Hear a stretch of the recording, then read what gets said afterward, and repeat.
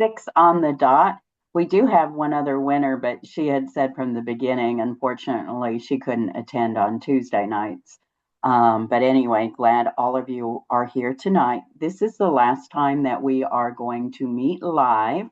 I've already sent the video for the insurance, and I need to send you the test, and that is your last assignment. So that one you will do on your own. So exciting news. All of you should have gotten an EFT on Friday.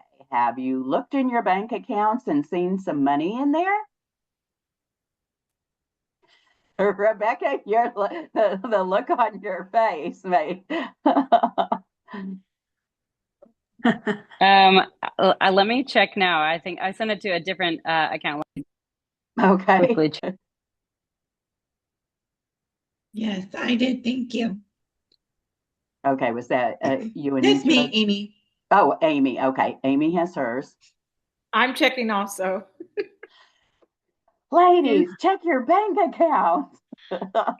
Good news travels fast. They're looking fast now. No, that's good.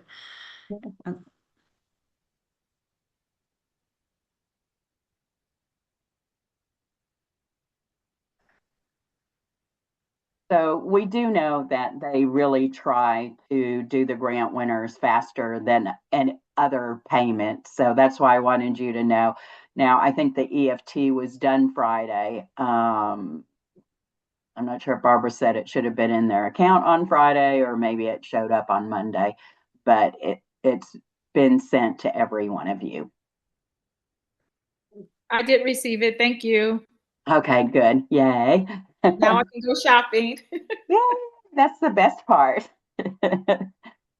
And so now when you get this, keep track of all your receipts because that's what you have to send to us. All the information is under messages in submittable. So as soon as you have that done, 3 hours of small business advising and your business plan and completion of this course is when you submit all that. And once approved, we'll send you the second half of your grant. That's why we wanted you to get started even before the money's here on advising.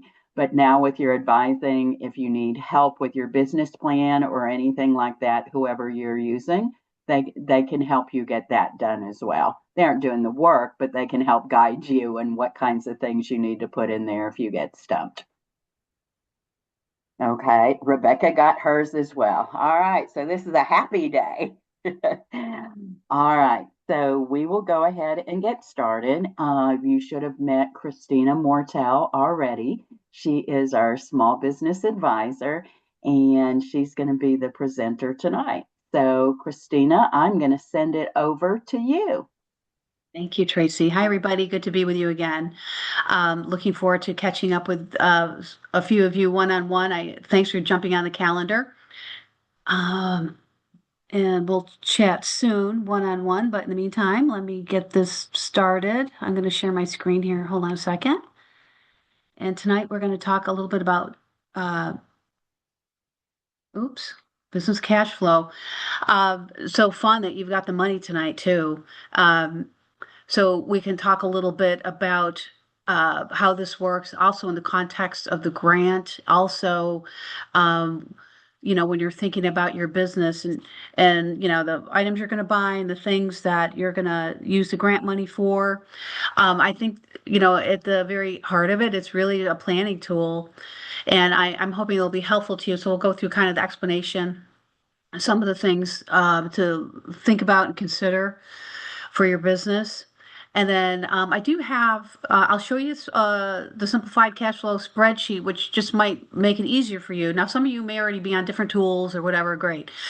This you can use as a worksheet or as, just an FYI. And then if we have time or I can jump into live plan real quick.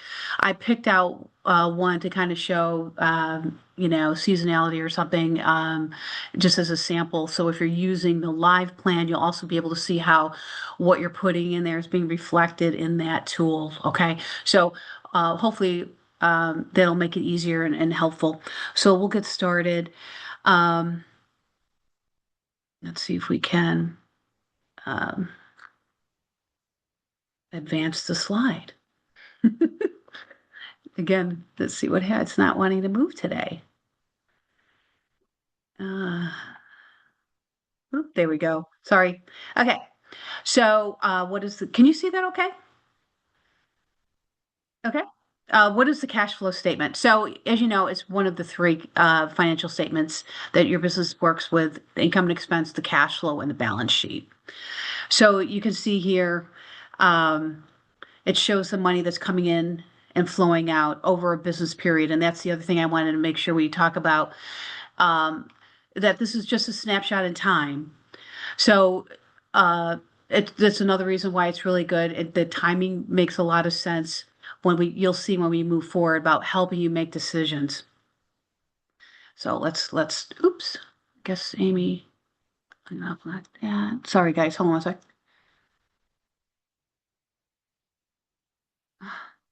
Let her in. Don't worry about it. Keep going. Why is cash flow important to your business? I just mentioned it helps you to plan.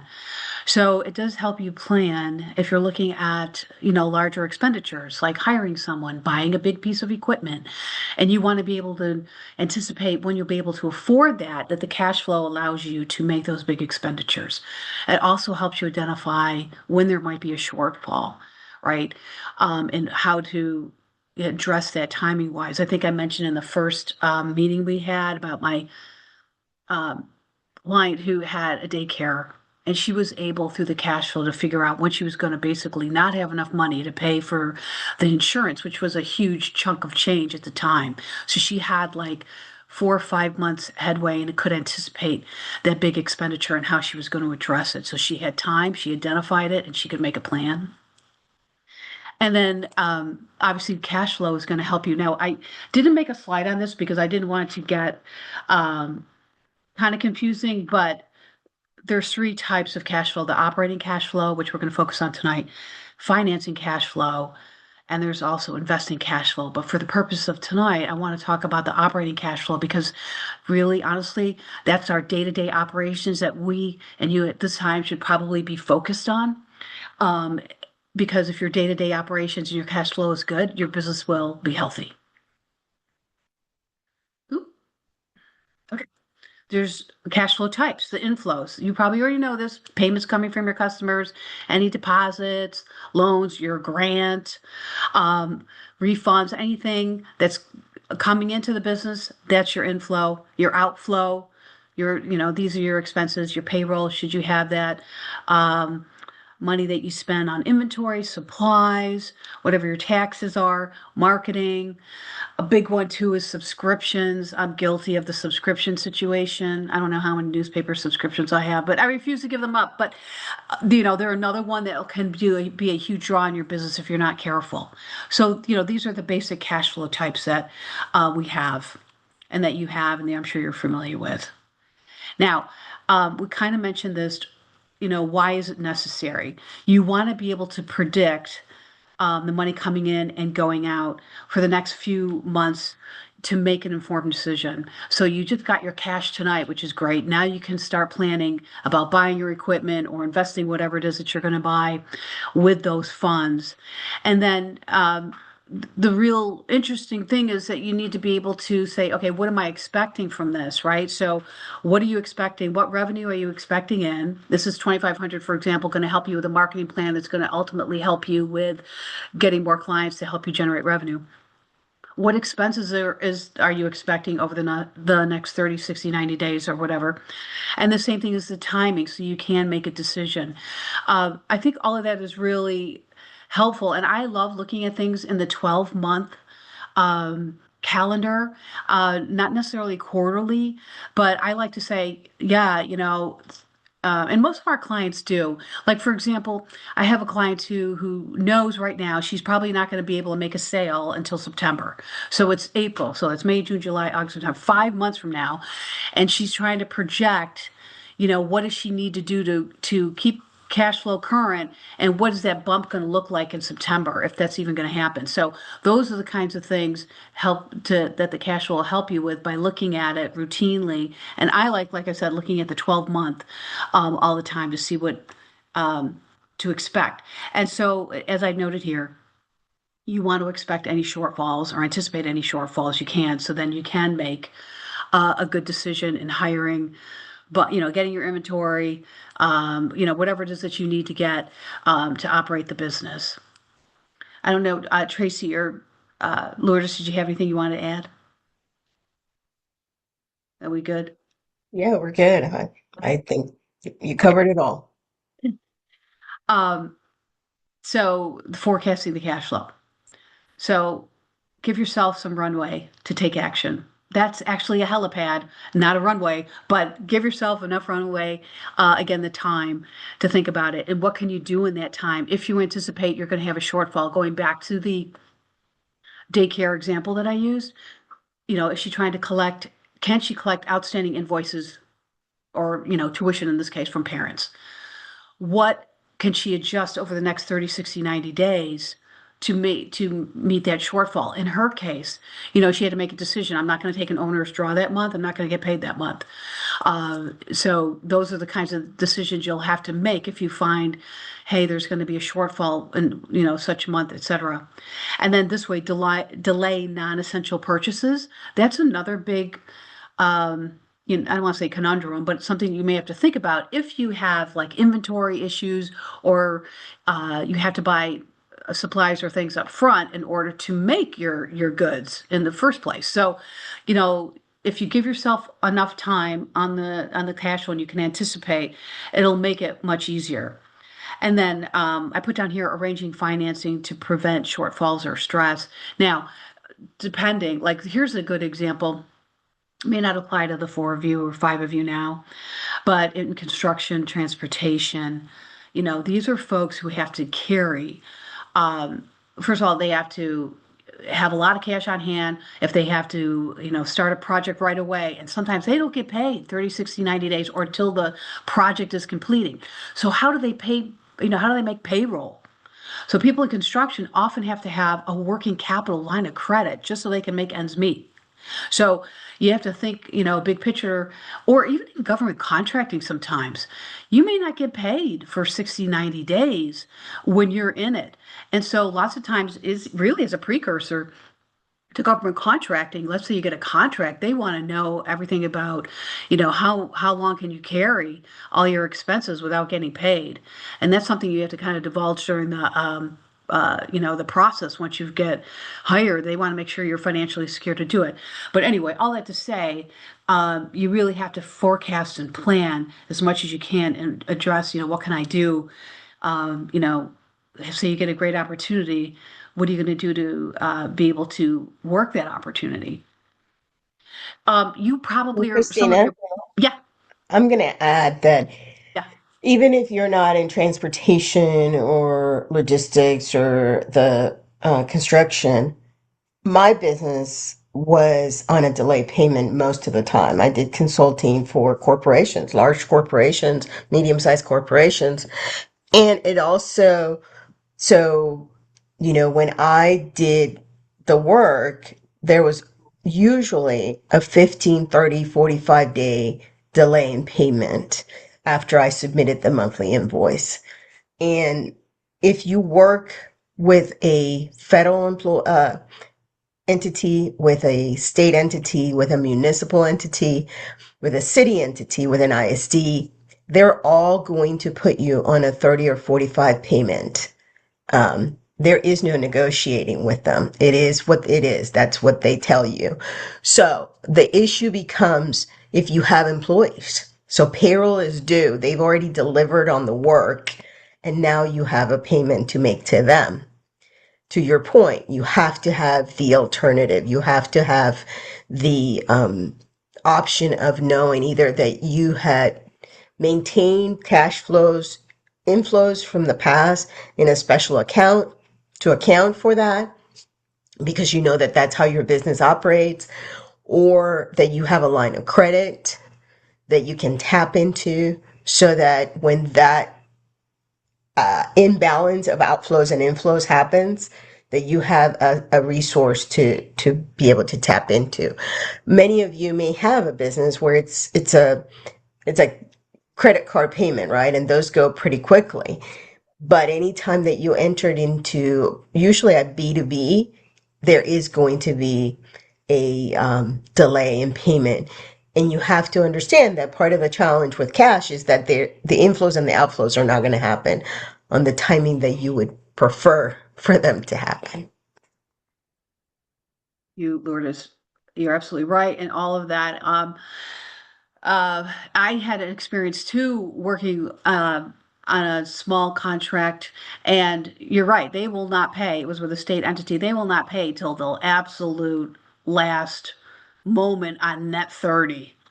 There is no negotiation, simply because that's how their cash flows work, their systems work. It's not like they're trying to be difficult. That's the system, the constraints that they have to work under. So that's obviously a really good point, Lourdes. Thank you for sharing that. But something to be mindful of. And again, like, when we talked about the government and can you cover your expenses? That's a big obstacle for small businesses who want to play in that space or work in that space, but they just don't have the bandwidth. So you do have to come up with, what's my, my fail safe, if you want to say it that way, and also the backstop, right? What are you going to do? So we can talk a little bit more about that too. I just wanted to show you this. These are cash flow trackers, the QuickBooks, Xero, Wave, and Zoho. I want to just mention that when we say that, and some of you may already be on QuickBooks, so you've already connected your business bank account to these. So you probably are already getting a cash flow statement. And most bank accounts right now, business bank accounts, will tell you you are now running negative cash flow. You can log into your bank today, and it will tell you, if you're on point or if you have positive cash flow this month. All of that's already automated out there for you. I'll show you a spreadsheet in a second that you can use as a worksheet if you want to do that. And we'll send it out to you after this meeting. And then a little bit in the live plan just to get a visual on it too. But I don't know. We'll talk maybe at the end and see who's using what, if you already have these processes in place. Here's another example. I kind of feel bad for the person who's not here because I'm pretty sure she has to buy inventory. And so, here's some challenges. I'm using the example of the inventory where you may have to buy some, and then, and I just had talked to a client yesterday. She wants to buy more inventory, but it costs, and she's not sure how fast she can sell it. So she's always in this conundrum too about how long is it going to take me if I do, spend a chunk of change to buy all this stuff, how long is it going to take me to sell it? So you're not going 30, 60, 90 days and, with no income from the inventory you just purchased. And then I mentioned earlier about the subscriptions. These, I don't want to be taken for granted, but you have to have a subscription to your POS system or to whatever memberships that you're in or whatever you're using to help your business, whether it be, information, newsletter, whatever. Those get deducted automatically. And so you have to really track those when they come out, which time of the month. That's the other thing I was doing. I would know what day of the month that was going to be subtracted out of the checking account. But you can try to address these. One is you could negotiate with vendors. If you buy, like, for example, an annual subscription, sometimes they will lessen it. In one example, one of my clients was able to save like $85 a year, which may not seem like a lot, but by buying the annual hosting for her website, she was able to save almost $100 a year by doing that. So she had to make a decision, can I afford to do that? And then, oh, by the way, that frees up cash. That frees up another $20, $30 a month for the next however many months. So, you have to decide, does that make sense, or can you negotiate with them? Ask for better pricing, better payment terms, obviously discounts too. And then I'm sure some of you may also already be familiar with this, that you could, if you got yourself, into a situation, you could offer a 5%, let's say, discount if they paid net 10 or net 15 rather than net 30. So you're giving the client or the customer a discount, but you're getting the money, 20 days early. So that's something to think about too. Some of my clients have also tried to do that where it makes sense. So they are, shortening the time, again, the time of when there might be a shortfall in in their bank account, and they'll have more cash. So that's something that you could also consider. I don't know if you wanted to mention anything else, Lourdes or Tracy, on any other challenges that they may have. I don't know. If not, we'll talk. That in and out always is what trips people. In that we think that the moment that we invoice or the moment that we, the payment is going to come in, and or that there's going to be a synchronized 15th of the month, 30th of the month when my bill is due, or 20th or whatever, that the money will be there. And unfortunately, it just doesn't always happen that way. So the negotiating with vendors is really important. Again, if once you begin to get a better grasp of how your cash flow inflows are happening, then you can maybe negotiate with a vendor for a date change, just like we do in our personal life for potentially a mortgage payment or a car payment, where we request the organization to change our date, the financial institution to change our date.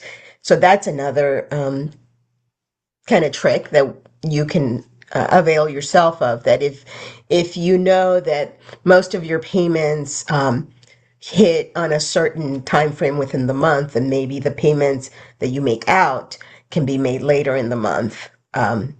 The other thing is to preserve your cash. You should really wait until the day that your bills are due to payment. It's just, I know it sounds, for some of us, that's like sacrilegious because that's not how we were brought up. But when it comes to business, it's your cash. You have to figure out a way to preserve it. So if you can wait until the last moment to make the payment without making it late, obviously, but to make the payment, that's also another, I think, strategy to use that may feel uncomfortable for some, but it's really cash preservation for the business. Yes. That was great. I also want to say you need to make sure you know the cycle of your business, that many don't plan for the slow months or don't know when the slow months of your business are. Excuse me. So it's very important that you know that and kind of wait so you can carry money over for those months that you're not going to be making as much money.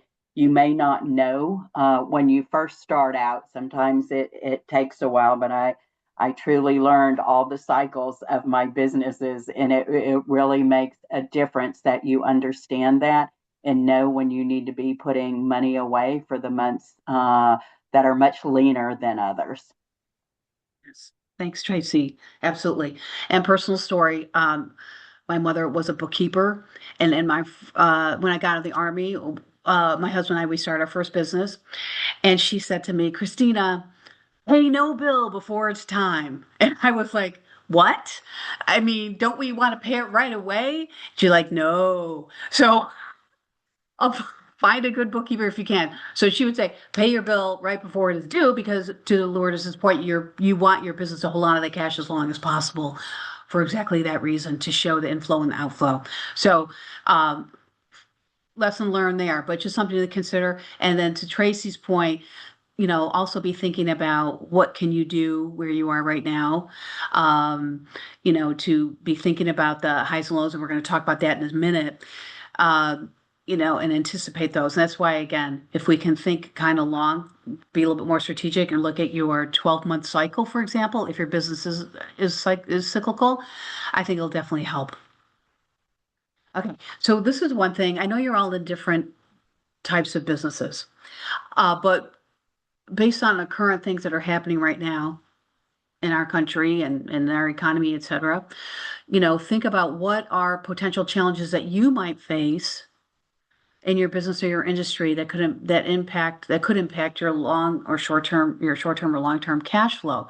So Tracy mentions, either a slowdown, and I think I've mentioned that somewhere around here, or seasonality, or if there's a buying cycle.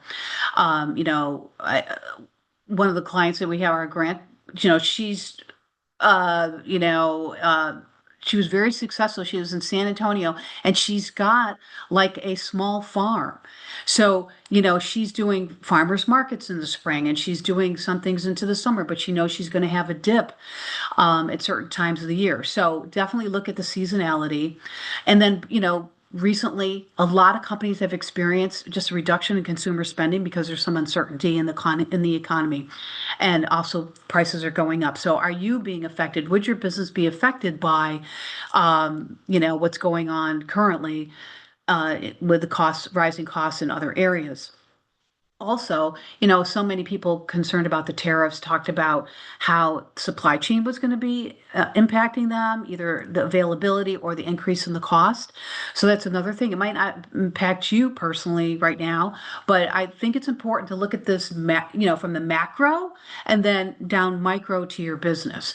So I think it's important to understand what's going on around us, and then, how will that affect your clients, your customers, and then, what is that going to look like on paper?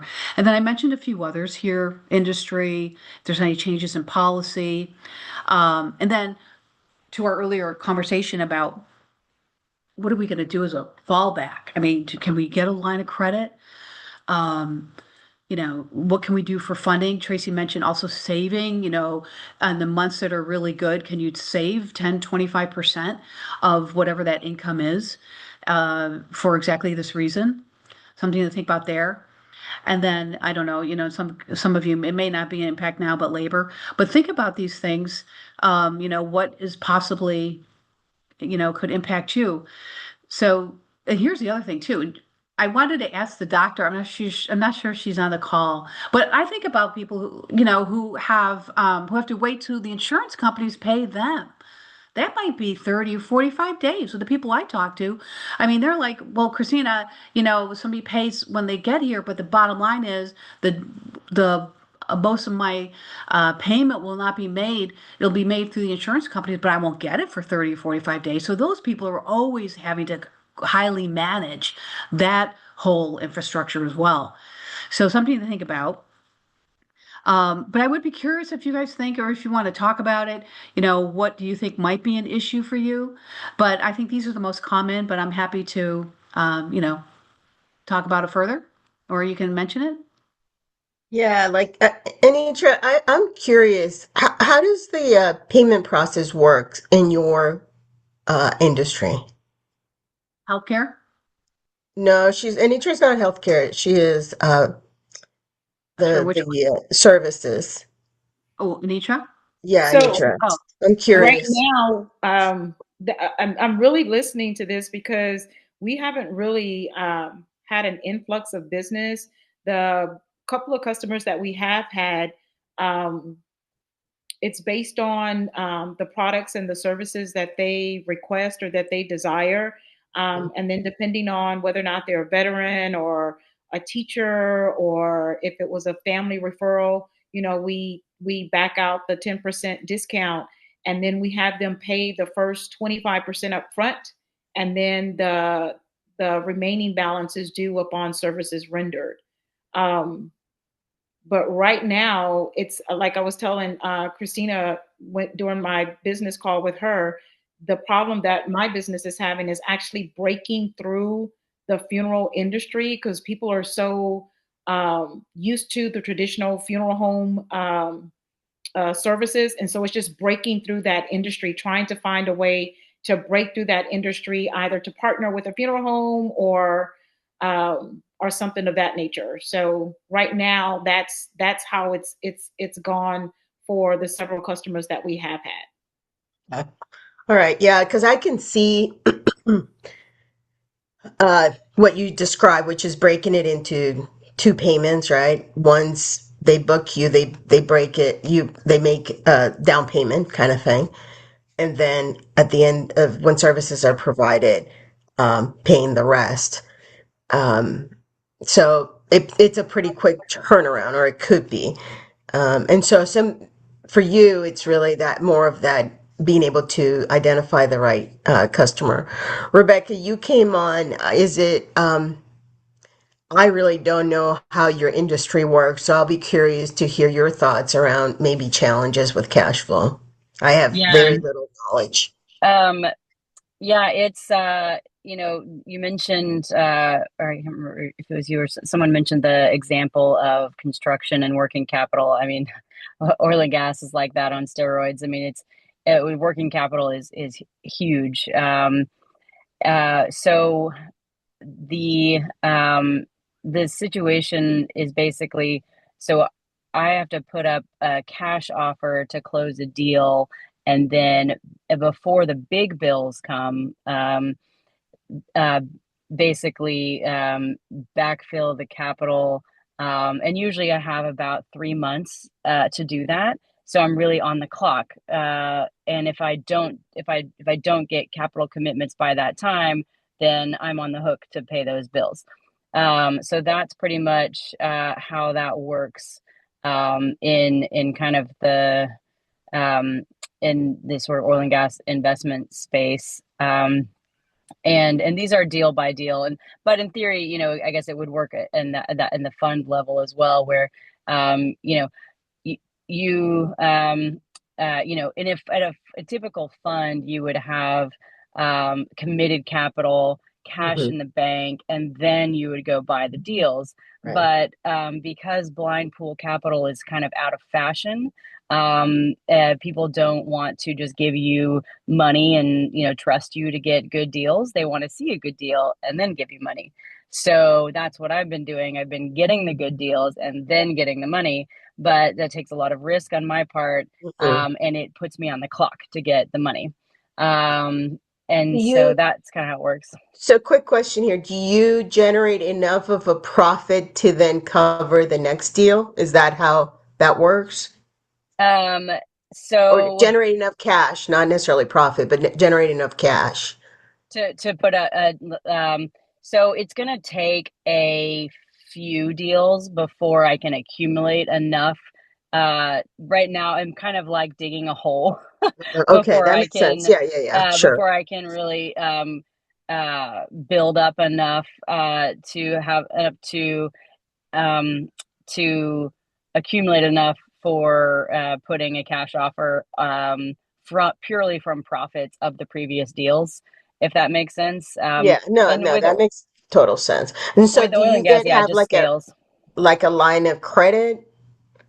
So, you know, this was an interesting conversation from last week. I do not have a line of credit right now. I've been borrowing from family, Okay. and so it's because in order to get a line of credit from a bank, it requires hedging, Yeah, and it requires production, which I don't have, and right. it requires, you know, being existing for a couple years. Like Yeah, there's all you're these too like risky checks. at this point. Yeah, Mhm. So I can't get a line of credit and yeah, I can't get an SBA. Like I can't. yeah. um, You're just so, you too know, risky right now. mhm. Hmm. So right now I've been borrowing from family, but by the time it's a pretty, I mean, I've been able to backfill the capital on the two deals. So I've been able to pay back the family. So it's kind of a line of credit. I was like, well, if I can do that and keep doing that and paying back interest, then, you know, I can keep doing that until I have enough of Hmm. a you know, enough profit from the deals themselves to use that as a cash offer. So that's kind of what I need to model from a cash flow perspective, Yeah. to see like how many deals do I need to do, how frequently do I need to do them, that sort of thing. Yeah, that makes sense. That makes sense.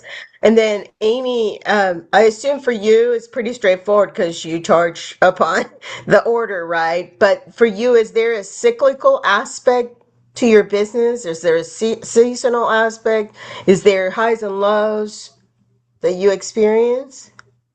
Um, yeah, so um I have the winter months, actually fall and winter are my busy season. So I don't have a spot that I park my trailer permanently, so I have to do a lot of market. So I would say my winter is my slower time.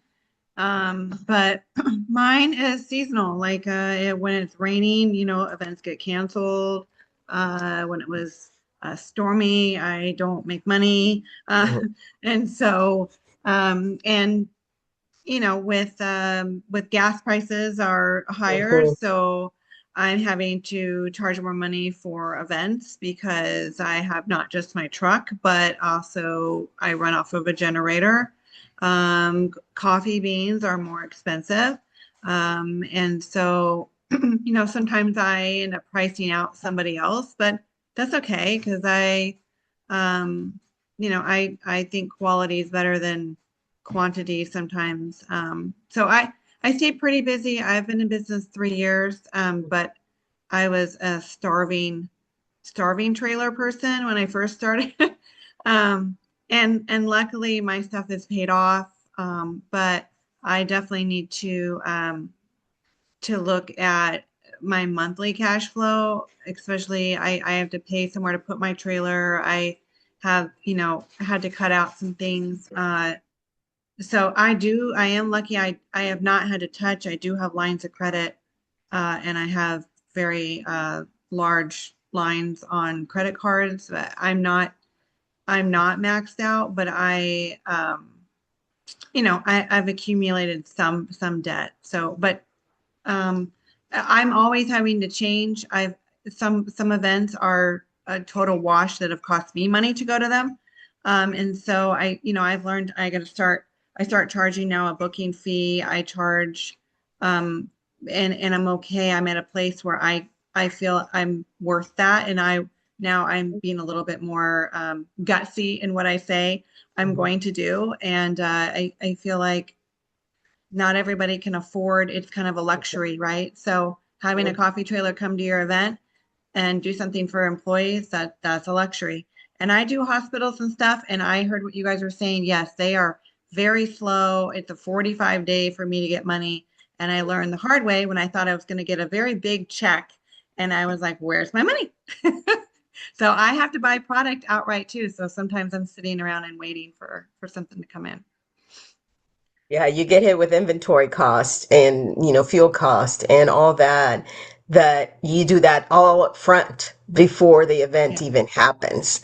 So, and I think that, thinking through those and looking at you said something that I think it's critical for every entrepreneur to understand, and that is that I need to understand who my target market is and who isn't. It's as Yeah. important to know where my product belongs as to where it doesn't belong, Mm. because it's not about cost cutting all the way or reducing, competing on price, because oftentimes you're not going to be able to. But it is about identifying who is able and willing to pay the price that my product commands, right? Yeah. And if you are able to identify that piece, then you don't feel bad about not being part of those other events where my product doesn't fit. It's a product market fit question.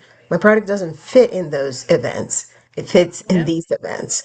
And Mhm. and the pricing issue is also something that sometimes entrepreneurs struggle with. How should I price my product? But at the end of the day, the cash flow is about identifying, at the very least, the break even point for your business. At the very least. Mhm. Obviously, it should be beyond that because you want to make a profit. You don't want to just break even every deal, right? Or every event you participate in. But you have to price your product competitively, but at the same time, price it with the brand in that you are commanding. So if your Yeah. brand is sort of like a higher value, higher quality, then I'm going to price it at that. And guess what? Customers that value that are going to not have absolutely no problem paying for that. But that's Yeah. also, Mhm. that speaks to that. So it's good to hear that you have lines of credit, because I can see, again, I asked you that question a little bit, knowing about a little bit about your business and recognizing that the seasonality is there, and you invest a lot up front. before you go to any event, to anything. So Yeah. for you, cash flow is really critical too. Mhm. I love Thank what you. you said there, Lourdes, too. And for all of you, it is okay to fire a customer. Some of them, just because they're a customer, may not be a good customer and be draining you, or you're not making the profit you should be. So it is okay at times if it doesn't meet your needs, it is okay to not keep them as a customer. Thanks, Tracy. One thing that also came to mind during this conversation was it really is your capacity. So to your point, we had to figure out uh, what kind of projects you have to do, or whoever. I mean, for all the folks on the phone, how many of whatever you have to sell, what is the right recipe for success? You know, and how much you can do yourself. So we have to look at capacity, how much can you actually produce, what the price of that is, and including the overhead in your, your overhead to run the company in that price. Now, I'm sure you're probably doing that, but to Lourdes's point, I'm talking with some other folks in another cohort where pricing is a real issue for them right now. They're really trying to figure out, especially if they're doing a service, what's my price point, and what is the value of your time and your experience. So when we talk, and I'm looking forward to talking with Amy and Rebecca. I've already talked to Anitra, so we're going to have our second call soon. But I'm loving learning about your businesses and having these conversations about, what is the right price point, what is the, recipe for success, how many of each type of things do I have to sell in order to break even and then to make a profit. So I like kind of walking through that with you and, individually, and then we can talk about that. But, I do appreciate this. But it seems to me, Amy, you've got it, kind of all going on because you can pull from these different areas in order to meet your short-term need to make that purchase for the inventory, et cetera, so you can operate. So, and I think for Rebecca, it's a little bit different, obviously, and we'll have our conversation too. But it's interesting to hear, but it obviously, you guys are really thinking about all the options that you have, and I'm happy about that. So that's good. Did anybody else want to say anything else before we go to the next slide? Okay. Thanks. I enjoyed this. Everyone participating. It's great. Oop. Okay. So here's just a couple best practices. I'm sure that you are already doing these. Like I said, I really like to look at the 12-month, but definitely be reviewing cash flow weekly, minimum monthly. I just think it's really good to know what's happening on a daily basis, and so many expenses are electronic and they're gone. And check your bank statements. So this is April, and when we go to the spreadsheet, you'll see technically you could be inputting, if you're not using an automated system, all the data from your bank statements into the cash flow statement right now. So that's happening probably at some level if you're using an automated system, a cash tracker, or you can do it manually like many people do in an Excel spreadsheet. That's perfectly fine too. Lourdes mentioned automating the payment process. Try to get paid faster if you can. Offer a discount, for 10 to 15, net 10 to 15 off to get it paid sooner. Arrange for financing and working line of capital. Sounds like everyone on here is trying to think about that. And build a cash reserve for shortfalls. And slower times, as Tracy mentioned, when the business slows down, how do you cover your expenses, especially if you are hiring people, or if you have to have, people come part-time or change, et cetera. That's always a big issue. And then delaying any large purchases if you can. You got to plan for those. And I know you know all that. I had a client who just bought a $900 piece of equipment that polishes stones. And so that was a huge chunk of change up front. And she's now trying to figure out how am I going to, I paid it, she paid cash for it, but now she's got to really think about how am I going to kind of reimburse the business for that. So, this is what's happening, and you guys are obviously on top of it, which I'm really happy to hear that you all seem to be informed and doing all the right things and thinking about this. One other thought here, Christina, is that I've had clients do too is, and it obviously doesn't apply to you all, to everybody, but if you think about needing a piece of equipment, oftentimes those vendors of those, especially if it's a big piece of equipment, like maybe Amy's espresso machine, some vendors will offer you finance at lower interest rates, sometimes even zero interest rates if it's paid within 12 months. Again, it may go against everything you've been brought up to know about credit. Take that offer. Again, it's about cash preservation. If I can pay it in 12 months, even if I have the cash today, I will take that offer, because if something happens in month 3, I still have the cash and I only have a payment to make, versus having made the outlay of $5,000, $8,000, $10,000 up front. That cash is gone. So sometimes some of the things we've been raised with in terms of credit and debt and all that for us personally may be go counter to what we should be doing with the business. And that's just a thought, right? Not everybody's going to have that opportunity. Not every vendor offers that. But if they do, think about it. If it's a good deal, not if it's 12% or 18% interest, but if it's less than what a bank would charge you, or even, some of them. I had one particular client that worked with a piece of equipment it was a very expensive piece of equipment. It was $28,000, and the vendor offered at 3% interest for them, and I said, "You take that. I know you have the $28,000, but you don't know what's going to happen 2 months from now, and you may need the $28,000. This is going to be a $2,000 a month payment." That's a lot less than the $28,000 outlay right now.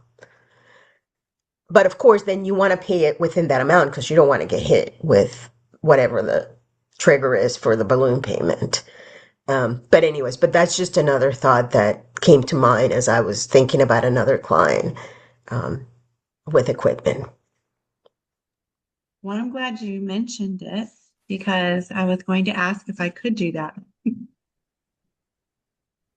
Absolutely. If the vendor offers it and it's a good deal, right? If it's less than what the bank would charge you, if it's less what your credit card would be, if it's a no-brainer, take it.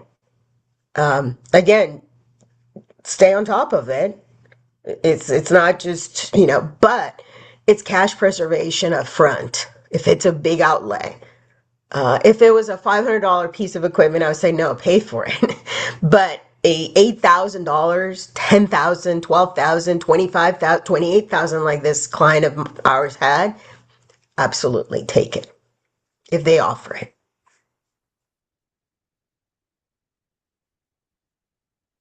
Exhortus. Okay.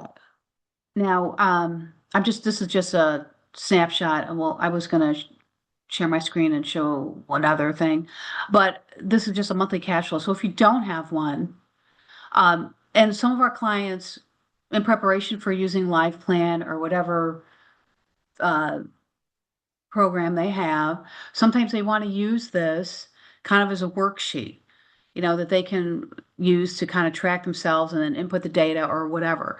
But I just wanted to show you this. So I'm going to try to reduce. I'm going to stop share for a sec, and then I'll come back and I'm going to drop it in the chat, Christina. I will. Well, let me just show you first. Is that No, okay? I will. Okay, thanks. Okay. I'm dropping it in the chat. Okay. So here, let me share this again. Where is my Zoom? Hold on one second, folks. Share.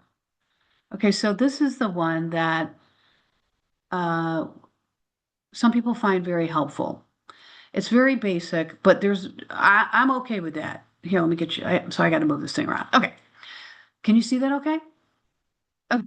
So Yes. this is very basic, but I think it helps. So for right here, so here's cash on hand, beginning of the month. So I just put in here $500. So let's say your business banking account has $500 in it. Down here, you can list the different revenue streams you have. revenue stream 1, I put in 300. Revenue stream 2, left blank. Grant revenue, definitely have a different line for grant revenue, 2,500. Owner injection. Let's say you have to put $100 in your business checking account every month or every quarter just so you can, pay the website hosting or whatever. And let's say because you don't have any income, let's say. You can list all this here under the cash receipts, and this thing is going to auto-populate. Okay, so right here we got 2,900. Oh, and by the way, let's say all of you get your next paycheck or your next grant here. So now this is just going to auto-populate for you. And even if you don't know what lies out here, most owners know what their expenses are, right? So they know what's coming up. So you can list that all here, and there's a bunch here you can use, and you can edit this. You can change, you can take out payroll or gross wages or whatever, or what repairs and maintenance, these things that may not directly apply to you, you can take out, you can put it in there, and then this is going to also auto-populate for you, and then you can bring it down, and then you could just keep a running total of what your cash paid out is going to be. What it is for this month. And so the only reason, this might be helpful, like I told you about the other client, it's April, but she knows she's not going to have a deal or anything till September. What is she going to do during this month? So she's thinking about running a pilot program. She's doing other individual consulting, things to fill in the gap that she knows before she can have a major project that's going to help her. So I'm only suggesting that you take a look at this if you want. Down here, you've got 2027 and 2028, and for the grant, we're looking for 3 years cash flow. We know that you have to predict this. I think it's safe. You guys know your industry better, than we do, and you know your business better. But I would at least look at trying to do single digit increase perhaps in, for 2027, or maybe 3 to 5% increase in revenue. So you can track, or maybe that's what you're hoping for. Like I had one client who showed me that she had like a 35% increase in revenue. That's huge. I mean, I shouldn't say it's huge, but she had to explain how she went from 3% to 35%. And I just also want to throw this out to you, because when I'm looking at the cash flow, I'm reading your business plan. Okay. I'm talking about the narrative. And if you tell me, Christina, I'm not going to sell anything till September, and the numbers start showing in September or October, great. Then we're tracking, because we know you've baked in the seasonality, you've baked in the slow part. You've told me the story matches kind of, but it's really important to know, if you're going to get a huge uptick like Christmas or something, you guys, or the holidays, you do a lot of sales or events or whatever. We want to see that.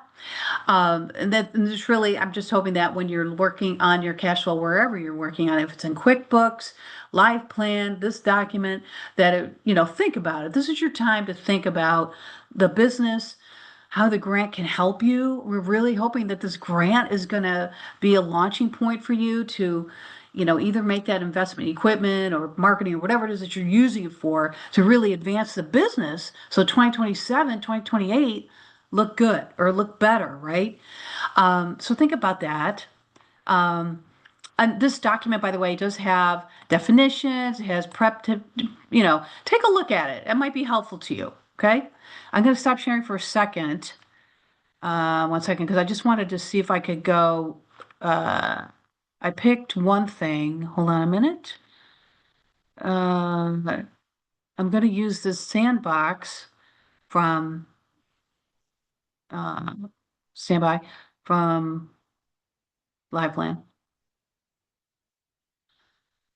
Okay, here we go. So I don't know if you can see that. I picked this. This is, Kimberly did a sandbox, our Kimberly, a while ago for her own family business. This is 3 years old. But the reason I picked this is because she knows, and she talked to us about it today or this week. The business, this one piece of the business that their family used to have, this is completely seasonal. They make all this money in a short amount of time. Okay, so if you're using a Live Plan, you can go down here and you can break down the direct costs, whatever those are, you add those in, you list those, what those costs are. It's going to give you a visual So you can see the seasonality. You're going to see when there's going to be a shortfall.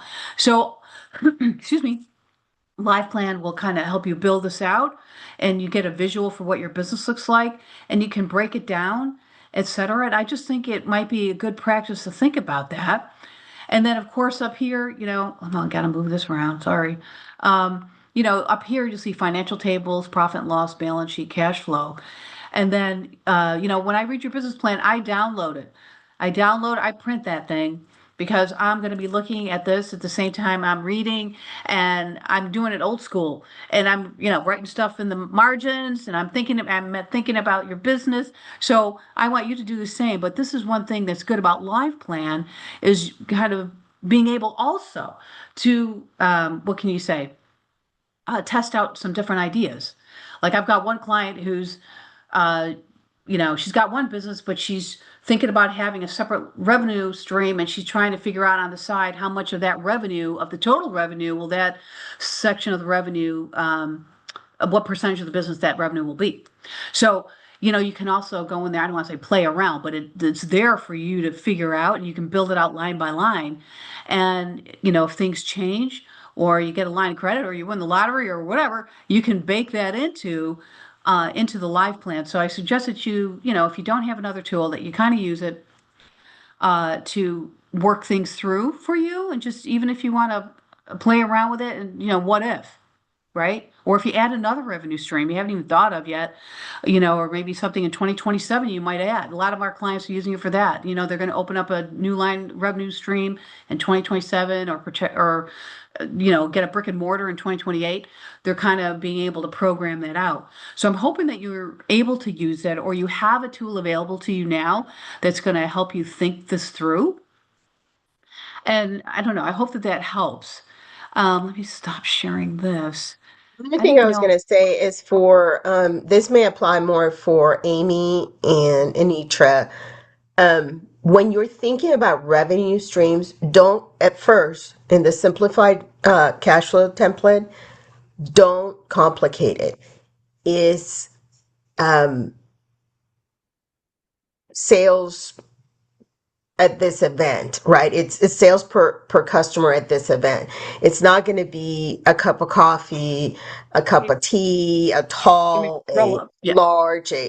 Don't complicate it. It's just, average sale per customer on this event. So if the average sale at an event is $10, then we just put that's the average sale at this event is $10. If the average sale at the hospital or at the hospital is a one-time fee. So it's, a hospital coffee trailer, it's $5,000. Then we just put hospital coffee trailer is $5,000. That's the revenue stream. Don't complicate it. Just keep it simple. And that will make your life easier. And the same with Anitra. Don't complicate the services you offer. It is a package that includes 1, 2, 3, package that includes 1, 2, package that includes 1, 2, 3, 4, 5. And those are your 3 revenue streams. That's it. Don't go item by item in that level of detail, not at the beginning. Eventually, when you have enough data, and Amy may have enough data at this point, that what she can go into Live Plan and actually line item them, because she's been doing this for 3 years. But when you're first starting, keep it simple. Don't complicate it. Just keep it that broad. Otherwise, you're going to drive yourself crazy trying to figure out each item, and again, the same, I would say, for the cost on the expense side, right, is not each brochure that I provide, each, the obituary pamphlet, that it's going to cost you. Yes. Again, for package 1 that has 1, 2, 3, this is the cost. For package 2 that has only 1, 2, this is the cost, right? At the beginning, I'm not saying that that's going to be long term. I'm just trying to help you guys start thinking, how do I look at the expenses and the inflows and the outflows? And that's probably the easiest way. Otherwise, you're going to get too bogged down into too many weeds, and you're going to say, forget it, this is too hard, and you're not going to do it. Thanks, Lourdes, for that. Because I've been thinking about Anitra's too business because I'm really interested. I agree with the packaging discussion. It's so much easier for you and your clients, and you can bake in your overhead, folks. Everyone's got to bake in the overhead, and they got to know what your hourly rate is, or at least you have a foundational, a baseline. So for that, um, but for Anitra, it's more of a timing challenge. So unless she's got a huge funnel, so we got to talk about that, Anitra. Yeah. Yeah, If, yeah, no, absolutely. okay. That's absolutely the challenge for her is the timing, and the challenge for her is how do we get enough customers, right, at this to generate enough revenue, enough sales. That is the challenge. We're going Um, to come up with a smart business model, Anitra. Okay, just so you know, on our next call, we're going to brainstorm that.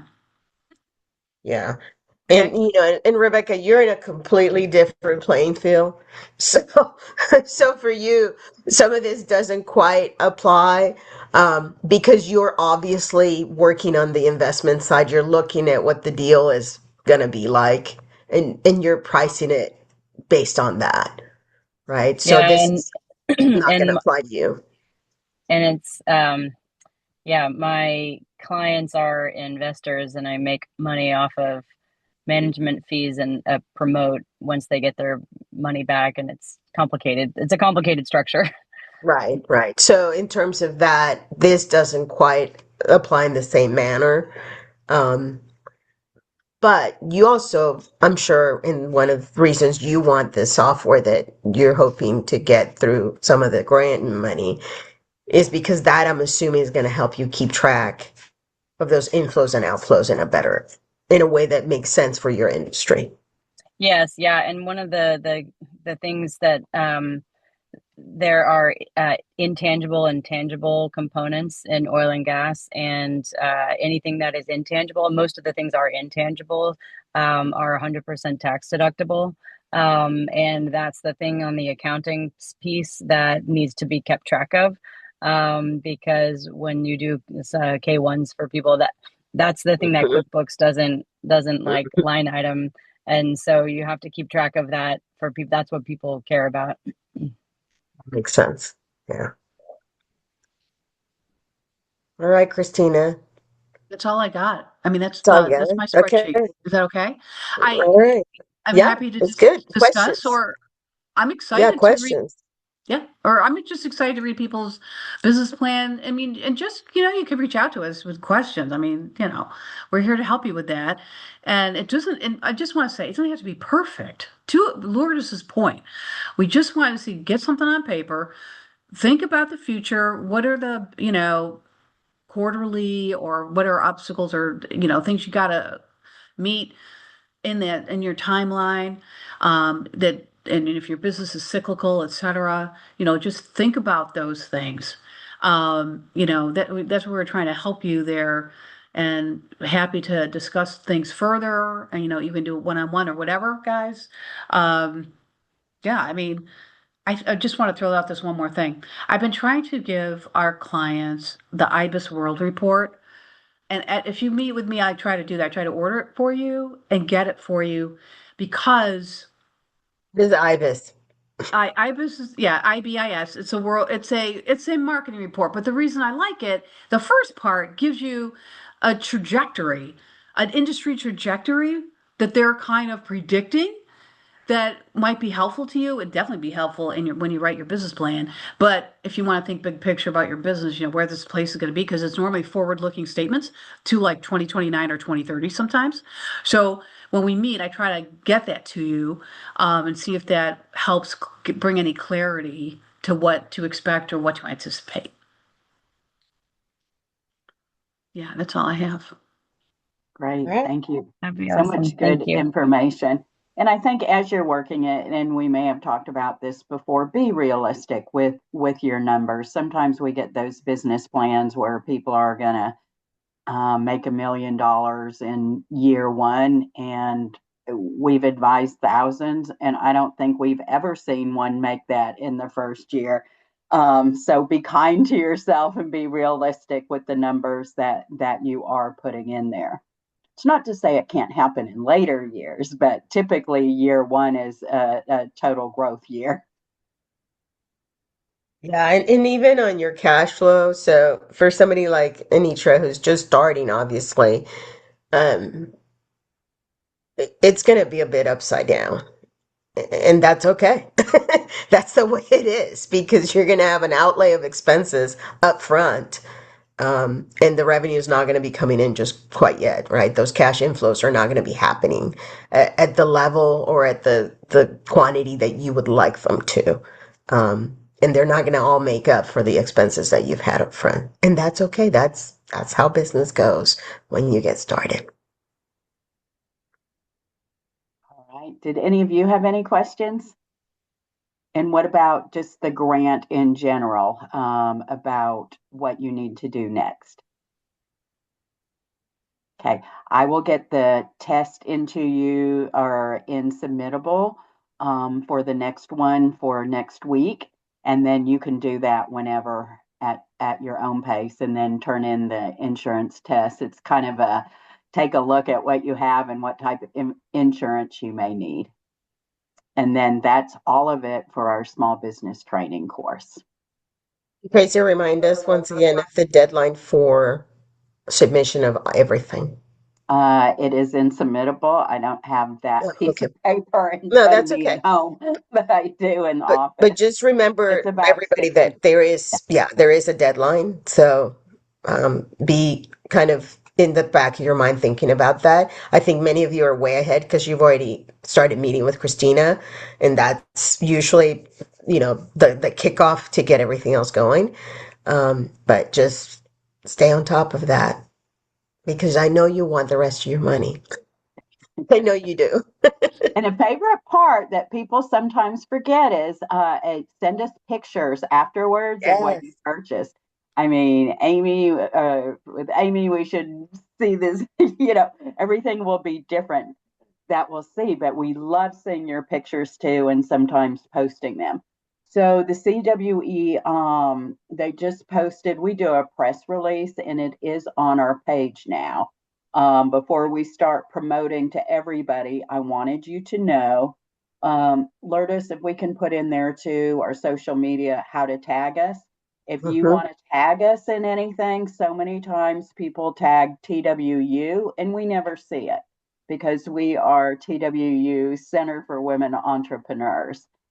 If you'd like, though, I could go to the one that is on our website and post it in here or put it in submittable where you have it.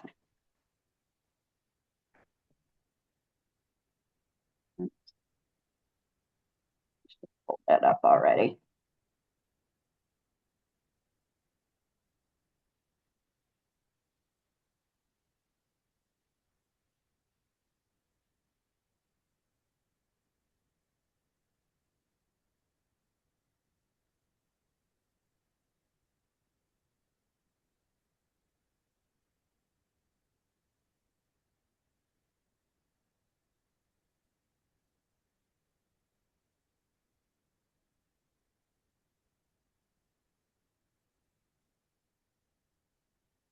Okay, so that is the press release that went out with your information in there. And we're just so excited for all of you and where you're going and what you're doing with the grant.